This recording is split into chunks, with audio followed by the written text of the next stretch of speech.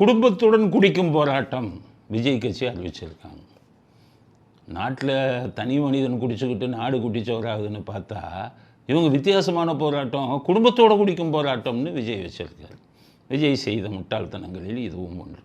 உங்கள் நிர்வாகிகள் தான் பண்ணாலும் உங்கள் கட்சி பேரில் பண்ணுறாங்க. குடும்பத்துடன் குடிக்கிறது ஒரு போராட்டமா? குடியே எல்லாம் மூடணும்னு சொல்லிக்கிட்டு இருக்கிற இந்த காலத்தில் எதுக்காக குடும்பத்துடன் குடிக்கும் போராட்டம்னு சொல்கிறாங்கன்னா, அவங்க கட்சி விஜய் கட்சி எங்கேயோ சேலத்தில் ஆத்தூரோ ஏதோ ஒரு இடத்துல ஒயின் ஷாப் இருக்கான். அந்த ஒயின் ஷாப்பு மருத்துவமனைக்கு பக்கத்தில் இருக்கான். அந்த ஒயின் ஷாப்பு பள்ளிக்கு பக்கத்தில் இருக்கான். நிறைய தொந்தரவு வருதான். அரசியல்வாதிகள்கிட்ட முதலமைச்சர் எல்லாட்டையுமே பர்மிஷன் கொடுத்து எதுவும் நடக்கலை.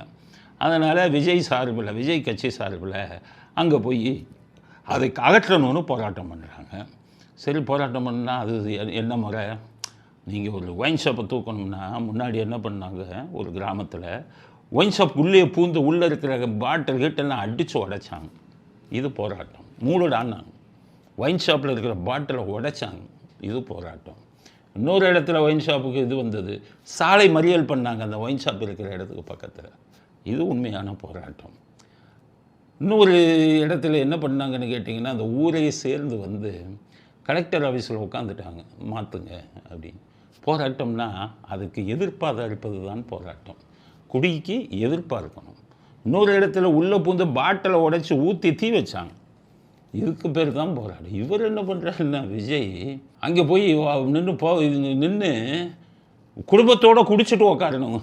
அதுக்கு பேர் தான் குடும்பத்துடன் குடிக்கும் போராட்டம். இது ரொம்ப கேலிக்குரிய விஷயம். விஜய்க்கு சொல்கிறேன், அரசியலை கற்றுக்கங்க. முதல்ல உங்கள் அட்வைஸரை மாற்றுங்க. இந்த அட்வைஸ் யார் சொல்லி கொடுத்தான்னு தெரியல. உங்களுடைய அனுமதி இல்லாமல் அது நடந்திருக்காது. அது நடந்திருந்தால் அது ஒரு மிகப்பெரிய கேலிக்குரிய விஷயம். நான் என்ன சொல்கிறேன், மருத்துவமனைக்கு பக்கத்தில் இருக்கா, ஸ்கூலுக்கு பக்கத்தில் இருக்கா, ஒரே சிம்பிள் இது.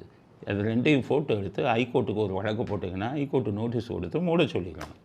இதுதான் தீர்வு. குடும்பத்துடன் குடிப்பது தீர்வு இல்லை.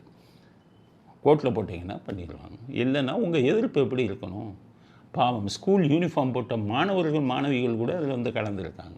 அப்போ குடும்பத்துடன் குடிக்கும் போராட்டம்னா ஸ்கூல் யூனிஃபார்ம் போட்டு வந்த மாணவிகளும் குடிப்பாங்களா?